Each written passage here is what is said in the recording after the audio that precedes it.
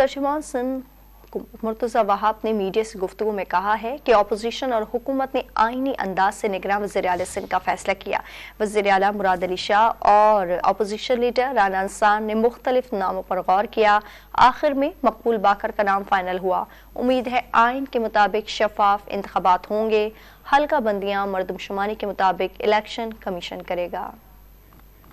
जैसा कि आप तमाम लोग जानते हैं कि 12 अगस्त की जो पहली गुफ्तगू थी वो रस्मी गुफ्तगू थी।